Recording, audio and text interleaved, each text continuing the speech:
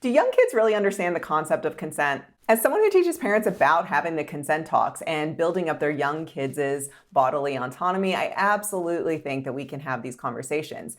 But what about nonverbal consent? How do we teach that to our kids? Last month, I met the cutest nonverbal consent teacher. Meet Mr. Gordo. Mr. Gordo is a lovely kitty that we had the pleasure of pet sitting for a few weeks. He loves kids, enjoys playing, going out for walks on his leash, and eating lots of snacks. But like any cat, he lives life on his own terms, which provided lots of opportunities for me to teach my kids about nonverbal consent. I feel like I've been having so many talks over the years about consent with my kids, but it was these few weeks of pet sitting that really crystallized all this information for them. Now, when Mr. Gordo arrived in our home, he was in his carrier and we sat him down. And of course, my kids are just hovering around the carrier, excited to meet this new kitty. And he was a bit hesitant. He did not want to come out of his carrier. My kids were like, we could just pull him out. And I said, you know what? Hold up. Do you remember when we were at Auntie's house and you were so timid and shy that you sat on mine's and dad's lap for almost 2 hours? I said, this is a similar situation. Mr. Gordo is unsure about being here. Everything is new and he's feeling a bit shy. I told them to go grab one of their books or their toys and just sit next to the carrier and give him time to come out on his own. And so of course, once my kids were a little less excited and more calm, Mr. Gordo exited his carrier and started sniffing around and kind of took an interest in their toys and started kind of interacting with them. So now, of course, they are thrilled, and I took this opportunity to spell it out for them. I told them by both of them being near him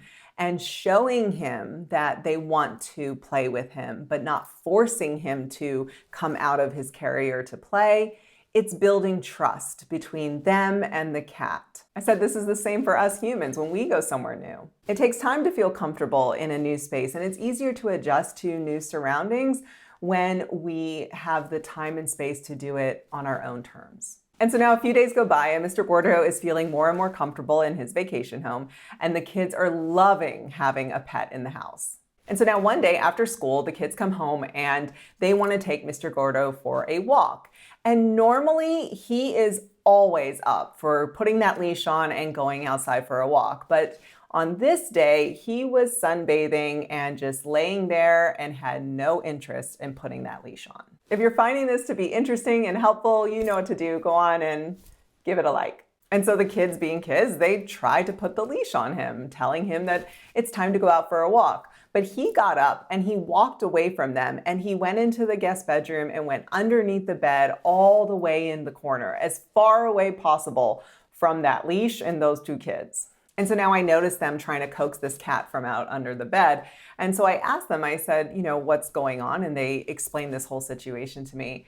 And I said, let me ask you a question. Can Mr. Gordo talk to you? They said no. And so I said, so then tell me this, how can he tell you that he doesn't want to go for a walk today? They looked at me and they were like, not saying anything, but I could see their brains are kind of spinning. They're trying to figure out the right answer to this question. So I jumped in to help them out and have this little consent lesson.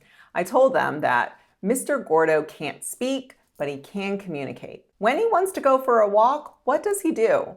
And they both said, oh, he goes over to the door and he starts meowing. And so then I said to them, what do you think he's trying to communicate to you? He sees you with the leash and he's not by the door. He's all the way in the corner underneath the bed. What do you think he's trying to communicate to you? And they both said that he probably doesn't want to go out for a walk. I told them this is a great example of somebody or something communicating a nonverbal no. Basically, the cat can't say the word no, I don't want to go out for a walk. So he is communicating with you and showing you that he doesn't want to go by hiding from you and not letting you put the leash on.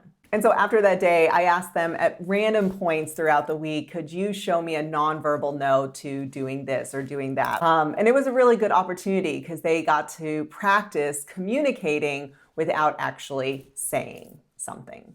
As the days went on and Mr. Gordo was in our home and got more and more comfortable, the kids got more and more comfortable too, and the excitement of having a kitty in the house started to fade. They weren't giving the cat as much attention as they were, and this allowed the cat some space to seek attention from them. So one night, the kids were watching a movie, and Mr. Gordo jumped up and snuggled right in between them. The kids were thrilled that he wanted to snuggle in between them, and so they immediately started giving him pats and cuddles. And Mr. Gordo did not move. He was loving all of the pats and cuddles and attention. And so now I paused the movie very quickly to take advantage of this consent lesson. I said to them, I think Mr. Gordo really loves that you've given him some space and some time to do his own thing, that now he sees you looking all comfortable up here on the couch and he is seeking attention from you and wants you to give him some cuddles and pats.